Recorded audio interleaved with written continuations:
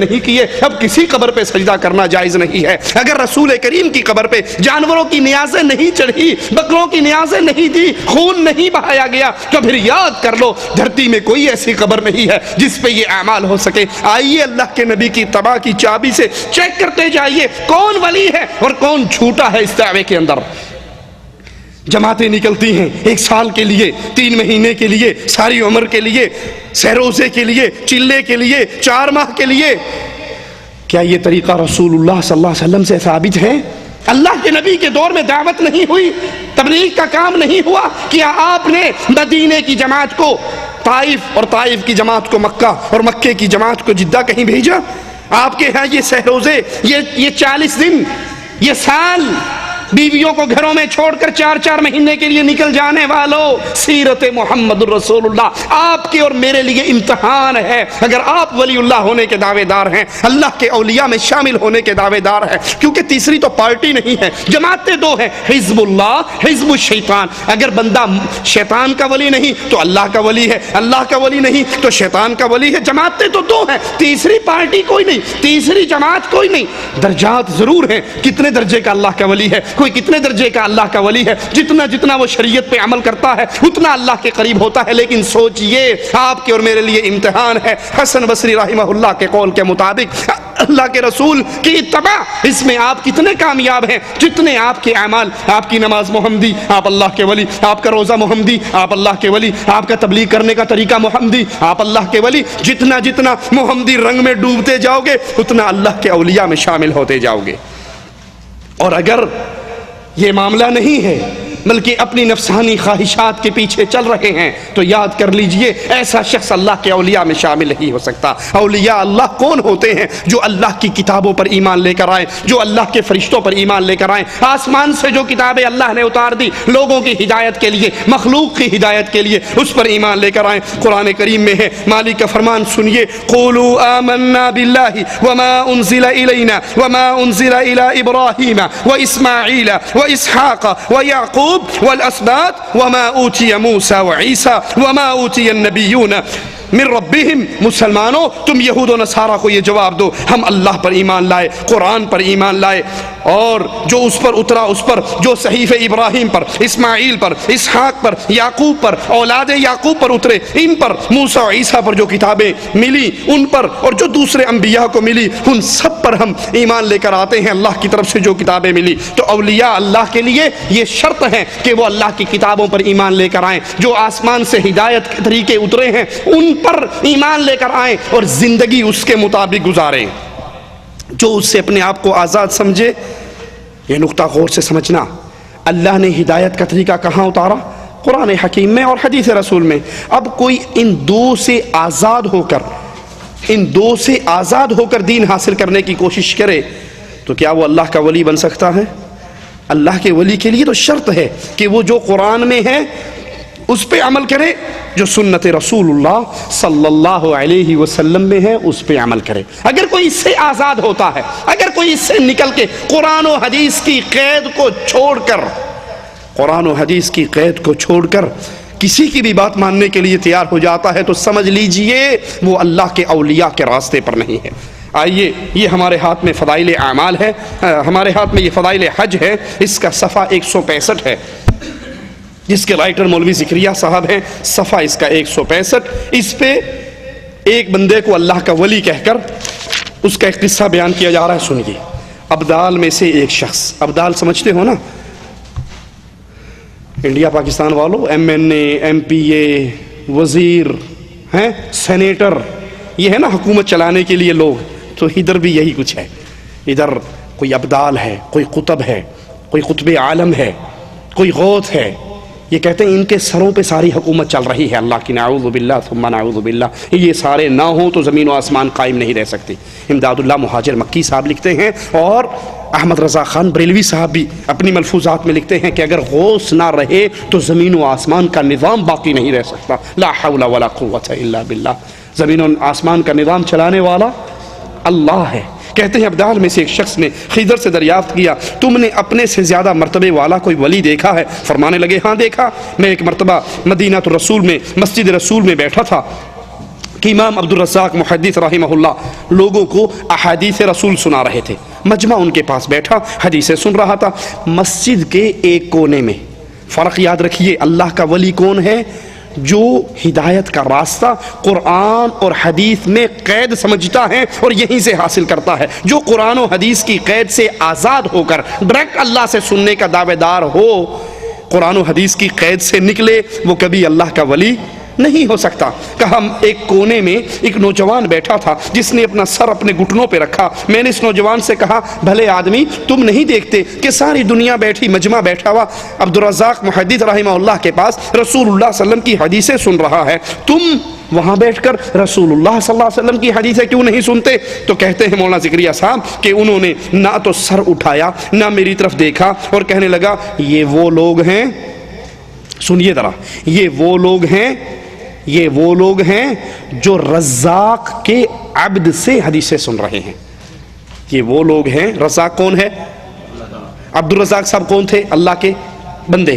کہا یہ وہ لوگ ہیں جو رزاق کے عبد سے حدیثیں سنتے ہیں، اور یہاں وہ ہیں جو ڈائریکٹ رزاق سے حدیثیں سنتے ہیں۔ لا حول ولا قوت الا باللہ۔ خضر کہنے لگے، اچھا میں نے کہا اگر تو اتنا ہی پہنچا ہوا اللہ کا ولی ہے، اگر تیرا کہنا اتنا ہی برحق ہے تو بتاؤ میں کون ہوں؟ اس نے سر اٹھایا، غور سے دیکھا اور کہنے لگا، اگر فراست صحیح ہے تو آپ خضر علیہ السلام ہیں۔ خضر کہنے لگے، میں نے جانا کہ اللہ کے بعض اولیاء اللہ ایسے بھی ہیں جن کا مرتبہ اتنا بلند ہے کہ میں ان کو نہیں جانتا، اللہ ان سے راضی ہو اور ہم کو بھی ان سے فائدہ نصیب ہو۔ اب جو اللہ کے اتاری ہوئی شریعت، کتاب اللہ اور سنت رسول اللہ کے دائرے سے نکل کر ڈائریکٹ کہے میں اللہ سے سنتا ہوں، وہ اللہ کا ولی ہو سکتا ہے؟ ابو بکر صدیق رضی اللہ عنہ وارضاہ کے پاس ایک عورت آتی ہے، کہتی ہے مرنے والے کی نانی ہوں، اس کی وراثت میں میرا کتنا حصہ ہے؟ اس کی وراثت میں میرا کتنا حصہ ہے؟ جواب میں کون کہہ رہا ہے؟ ابو بکر صدیق رضی اللہ عنہ وارضاہ کہتے ہیں، بی بی مجھے رسول اللہ کی کوئی حدیث اس مسئلے پہ یاد نہیں ہے، پھر آنا میں نبی کے صحابہ سے پوچھوں گا، اگر کوئی حدیث مجھے ملے گی تجھے سنا دوں گا، میں نبی کی حدیث کے بغیر فتویٰ نہیں دے سکتا۔ ابو بکر صدیق نے اسی وقت لائن کیوں نہیں ملا لی ڈائریکٹ کہ ابھی پوچھ کے بتاتا ہوں، میں تو ڈائریکٹ رزاق سے سنتا ہوں۔ کائنات بھر کے اندر اس طرح کے لوگ اکٹھے ہو جائیں، ایک پلڑے میں ہو، دوسرے پلڑے میں ابو بکر کی جوتی بھی ہو، تو رب محمد کی قسم مقابلہ نہیں ہو سکتا۔ اور وہ دعوے دار ہے کہ یہ جو حدیثیں سن رہے ہیں یہ تو رزاق کے عبد سے سن رہے ہیں، میں رزاق کے عبد سے نہیں سنتا، بلکہ میں جب بھی حدیث سنتا ہوں میں ڈائریکٹ رزاق سے سنتا ہوں۔ یہ ارواح ثلاثہ حکیم اشرف علی تھانوی صاحب کی، اس کا صفحہ نمبر 274 ہے، 274 پہ بھی اسی طرح کی گفتگو کرتے ہیں، ذرا سنیے۔ کہتے ہیں خان صاحب نے فرمایا، ایک دن گنگوہی رشید احمد گنگوہی صاحب جوش میں آئے، تصور شیخ کا مسئلہ درپیش تھا، فرمایا کہہ دوں؟ عرض کیا فرمائیے، پھر فرمایا کہہ دوں؟ عرض کیا فرمائیے، تیسری بار پھر پوچھا کہہ دوں؟ بھائی منت تو کر رہے ہیں، کہہ دے جو کہنا ہے۔ اس نے کہا فرمائیے، تو کہنے لگے 3 سال کامل امداد اللہ کا چہرہ میرے دل میں رہا اور میں نے ان سے پوچھے بغیر کوئی کام نہیں کیا۔ یہ فوٹو سٹیٹ کا پرانا نسخہ چل رہا ہے، مولوی صاحب کا پورا چہرہ کاپی کر کے اندر مارا ہوا ہے۔ یہ موبائل کیمرے والا اب آیا ہے، پہلے بھی تھا، آپ کو تو اب ملا ہے، ادھر پہلے بھی ہے۔ کہا مولوی صاحب کا، امام صاحب کا، پیر صاحب کا، شیخ صاحب کا چہرہ میرے دل میں تھا، 3 سال تک دل میں رہا، ان سے پوچھے بغیر کبھی کوئی کام نہیں کیا۔ پھر اور جوش آیا، کہا کہہ دوں؟ کہا حضور فرمائیے۔ کہا پھر کتنے سال تک؟ 12 سال تک رسول اللہ میرے دل میں رہے اور میں نے ان سے پوچھے بغیر کوئی کام نہیں کیا۔ رسول اللہ رشید احمد گنگوہی کے دل میں 12 سال رہے اور اللہ کے نبی سے پوچھے بغیر کوئی کام نہیں کیا۔ ابو بکر نے کہا میں جو زکوٰۃ نہیں ادا کرے گا، ایک رسی بھی نہیں دے گا تو اس کو بھی قتل کروں گا۔ عمر رضی اللہ عنہ وارضا کر کہنے لگے، ابو بکر اس کو قتل کرے گا جو نماز پڑھتا ہے، جو روزہ رکھتا ہے، جو حج کرتا ہے، جو صدقے دیتا ہے، جو جہاد کے لیے تیار ہے، تو اس کو قتل کرے گا؟ کہا اللہ کی قسم جو نماز اور زکوٰۃ میں فرق کرے گا میں اس سے قتال کروں گا۔ تو ابو بکر اور عمر کے دل میں رسول اللہ کا چہرہ نہیں تھا، وہیں سے ڈائریکٹ پوچھ لیتے اللہ کے نبی کیا کروں؟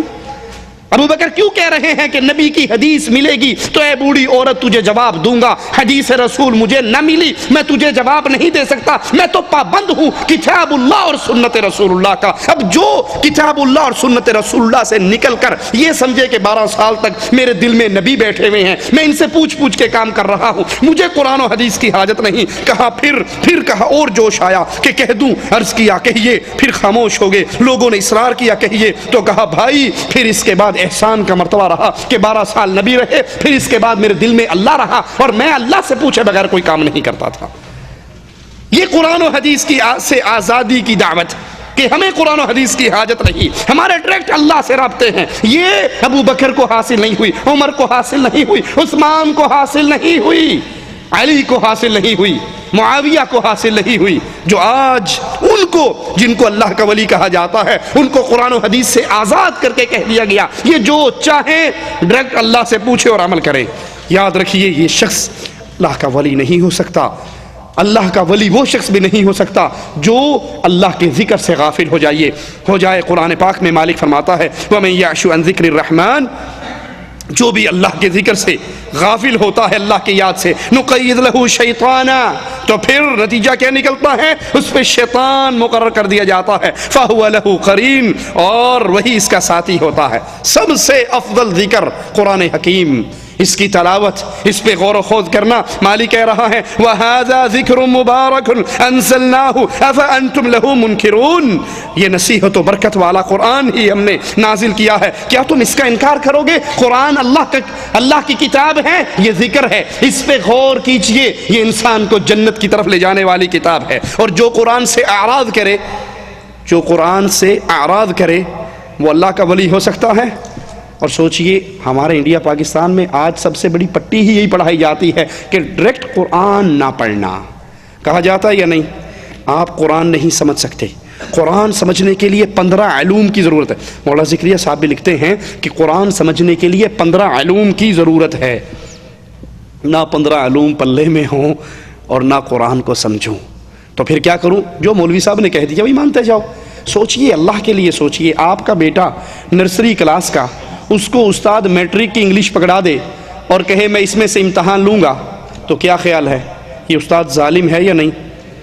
اللہ کے لیے اعلیٰ مثال، سمجھیے بات کو، یہ استاد ظالم ہے یا نہیں کہ اس کا مائنڈ، اس کی سوچ، اس کی سمجھ اتنی نہیں جتنی ہائی بک آپ اس کو دے رہے ہو، یہ ظلم ہے۔ اور پھر آپ نے امتحان لے کے اس کو فیل بھی کر دیا، یہ اس سے بڑا ظلم ہے۔ نعوذ باللہ ثم نعوذ باللہ۔ اگر ان مولویوں کی بات مان لی جائے کہ قرآن ہماری سمجھ میں نہیں آ سکتا اور مالک نے جنت اور جہنم کی تقسیم اسی کتاب اللہ پر کرنی ہے، اسی قرآن پہ کرنی ہے، جو اس کے مطابق آئے گا وہ جنت میں، جو اس کے خلاف آئے گا وہ جہنم میں، تو نعوذ باللہ یہ ظلم نہیں ہے کہ اللہ نے کتاب تو وہ اتاری جو صرف مولوی صاحب سمجھ سکتے تھے، میں اور آپ نہیں سمجھ سکتا تھا، اور اس کتاب پر فیصلہ کر کے سب کو جہنم اور جنت میں داخل کر دیا؟ یہ اللہ پر جھوٹ ہے۔ مالک کہہ رہا ہے یہ مبارک ذکر ہے جو ہم نے اتارا۔ اور آئیے ذرا دیکھیں اب مولوی صاحب کس طرح قرآن کے ذکر سے لوگوں کو روکتے ہیں۔ یہ ہمارے ہاتھ میں فضائل اعمال جس کا صفحہ 465 ہے، صفحہ 465 فضائل اعمال، مولانا ذکریہ صاحب کی کتاب۔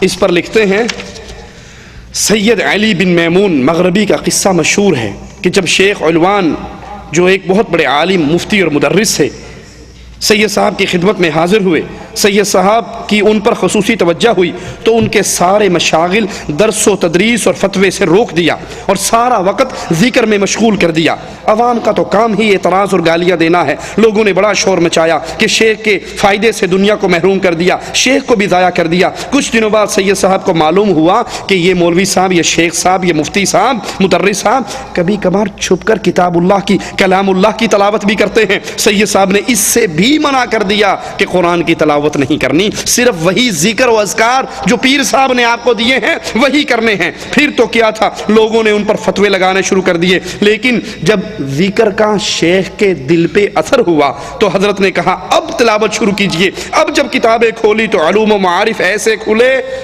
کہ کیا ہی کہنا۔